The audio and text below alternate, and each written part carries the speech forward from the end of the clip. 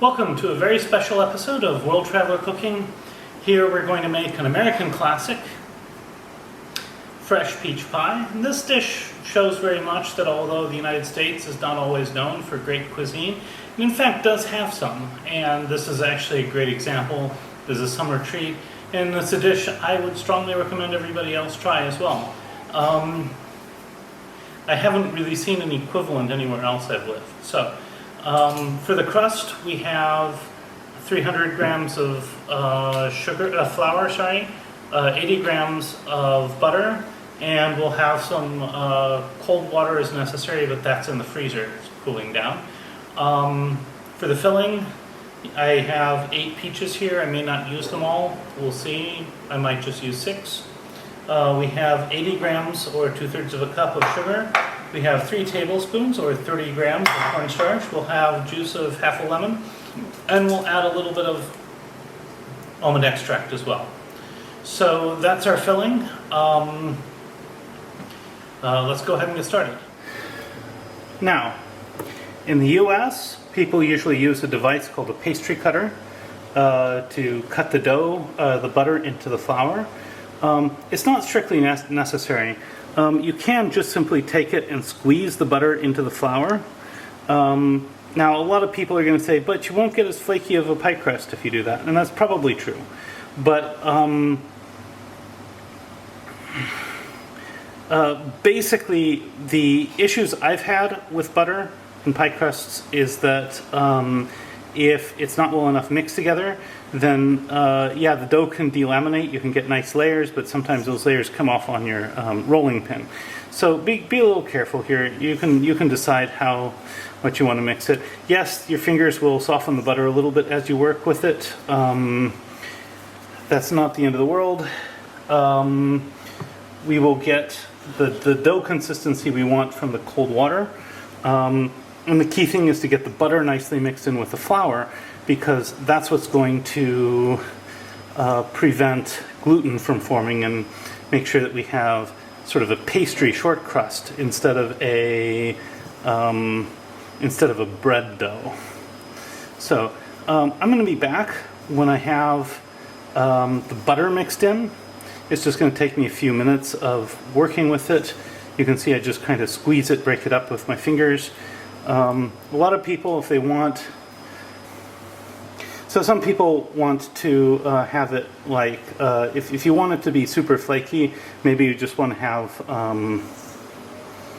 maybe you don't want it as heavily mixed. But I'll be back once I have all this mixed well.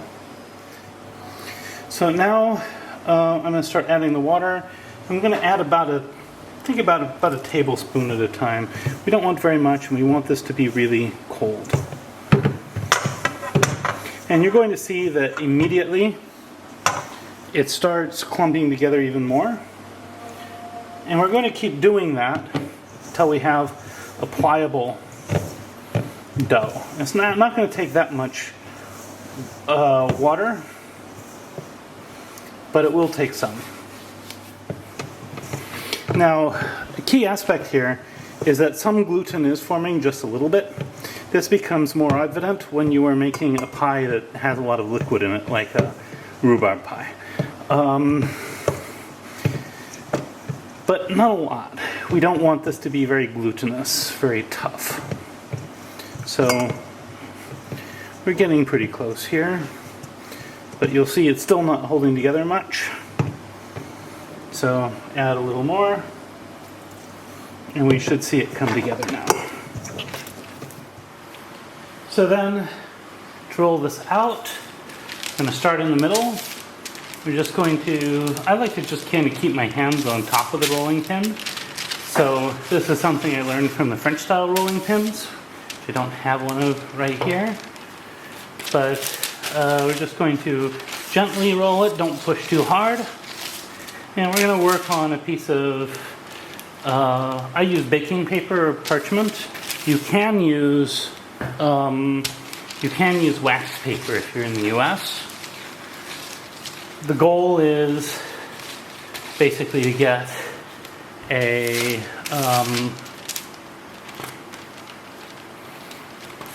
disc of crust that'll overhang the pie pan by a bit. I'm using a French tart pan.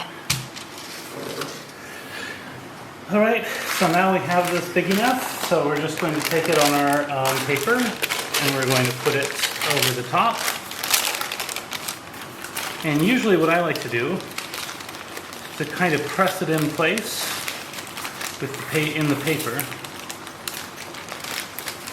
This means lifting it up so that you're not just stretching and possibly breaking the dough, and sliding into place. And part of the reason I like to do it this way is that the paper provides some extra structure, and consequently it helps prevent tearing the dough as much. So once we have this kind of pressed in place, we will pull the paper off, and here's our basic pie crust. Now, of course, sometimes you're going to find cases like this where either it's torn or it isn't reaching as far as we want, and we'll talk about how to handle that in a second. So the first thing to note is we want like about 1 centimeter or so extra above. So we can take some areas which are way beyond that, and we can cut some off. And so in cases like we have right here, where we have a little bit of a tear, we can actually put a little bit of a patch on it. We can just put a patch, we can press it in with our fingers like this, and that will seal it in. It'll be fine, nobody's going to notice. And then you can do the same thing on the top areas where you don't have enough. Just take a bit, press it in, and we will basically do that a few places around here, and then we'll shape the top. I think I'll go ahead and show the beginnings of shaping the top. What we do is we pinch it over like this, and we try to get a very nice even crust on the top. And this also allows us to improve some of our mending processes and things like that. The next very important step is to poke the bottom. The reason is, as this bakes, air bubbles will form and push the bottom of the crust up. And regardless of what you're using to weight this down, you will have a problem with air bubbles distorting your crust. So we're going to do this. Then we've got to put in some sort of weight. People often use dry beans.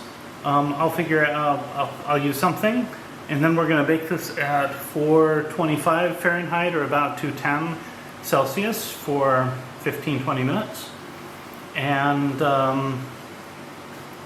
then this will be ready for use. Now, of course, in many pies, you'd actually fill it and bake it, and then you don't have to worry about pie weights. Okay, so now for the baking stage, I'm going to carefully put this baking paper back in. You can use aluminum foil. And again, you could use pie weights, but I'm going to use rice in this case. Just going to put a couple of cups of rice here, and then this will go in the oven. The purpose of the pie weights is to make sure that we don't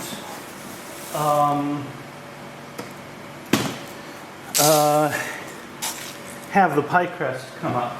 And then, as I say, I will use this, I'll use this rice for something specific in the next week. So here we go. This will go in the oven. So here we are. Now in Indonesia it is considered bad luck to waste rice, so I will be funneling this into a jar, and I will be attempting to cook this rice normally and see how it comes out. Might end up coming out a little more like porridge, but that's all right. And here we have our lovely pie crust. So here's a short crust pie crust, and yeah, here we go. So I sliced my peaches, and I did slice all of them. And now I'm just going to sprinkle all the sugar on top. And what the sugar is going to do is it's going to start to draw moisture out of the peaches. And as that happens, the sugar is going to sink down further. and repeat that to the bottom. So I'm going to let this sit for about half an hour, and then I will come back. So now it's been a little over half an hour. So I am going to drain these peaches, and I'm going to reserve the juice.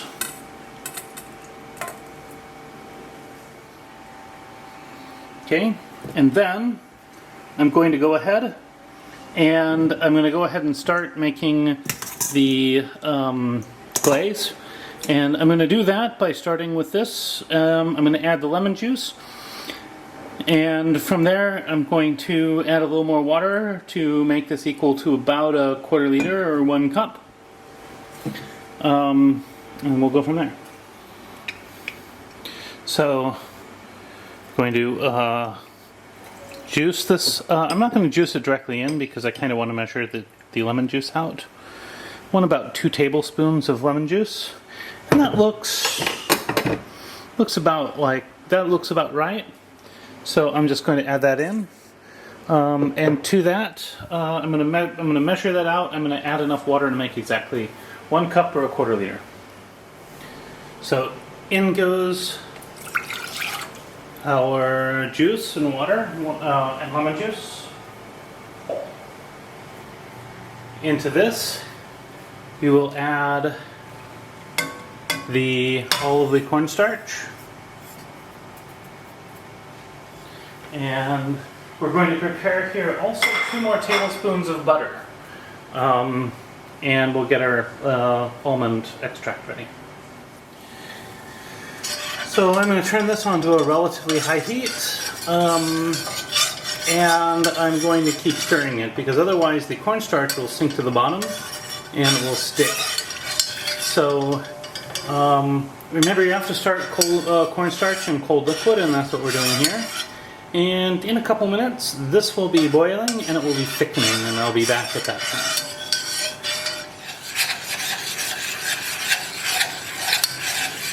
So you can see here that this is thickening very much.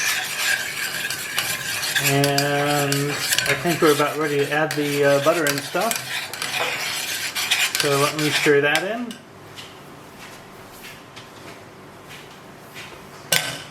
We're just going to stir this in as it melts. And going to add a bit of almond extract. Maybe like a quarter, half a teaspoon or so.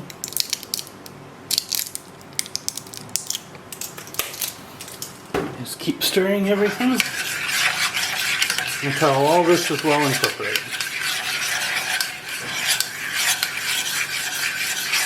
And here we are. Next up, we're going to combine the peaches and this. We'll stir them together well, and then we'll fill the pie. So here we go. We are adding this to our peaches. This will very, very lightly cook them, but that's all right.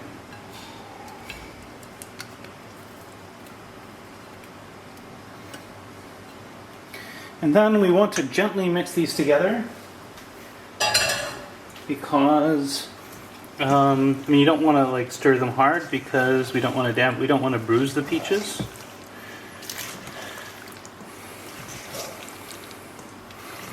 But we want to make sure that any residual liquid is well incorporated. We want to make sure that the sugar is well incorporated. We want to make sure that the peaches themselves are not terribly bruised. So once this is sort of nicely mixed together, we will fill our tart. So now we will add this to our tart. And we will try to spread it out evenly. Then it needs to go in the oven, not in the oven, the refrigerator, covered for at least an hour. You can, of course, put it in for longer. There's certainly nothing wrong with making it up a few hours ahead of time. But what we want is this this cornstarch mixture to gel.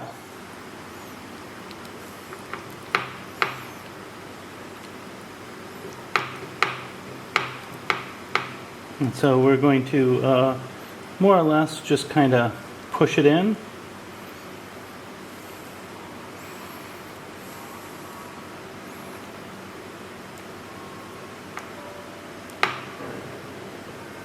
And then this will go into the oven. Not the oven, the refrigerator. You can put some plastic wrap on top. I'm probably just going to cover it with baking paper again.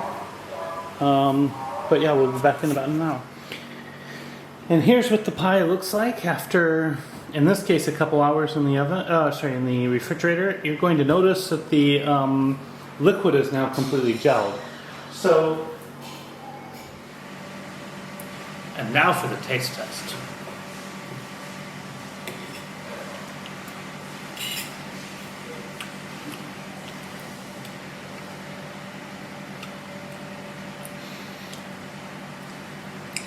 This is amazing. This is absolutely amazing. Just fresh peach overload. It doesn't even need ice cream. It's that good. Now, if you like this content, please like, share, and subscribe. I've also copied down below a list of places where you can find and follow my work. If you make a dish like this, I'd love to hear how you do it differently. Please leave a message in the comments. Beyond that, bon appetit and see you next week.